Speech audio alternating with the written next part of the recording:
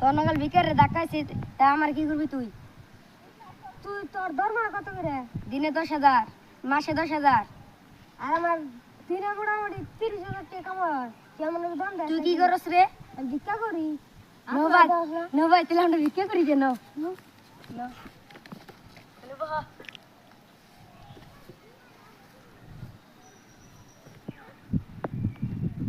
কটা ভিক্ষা দেন গো?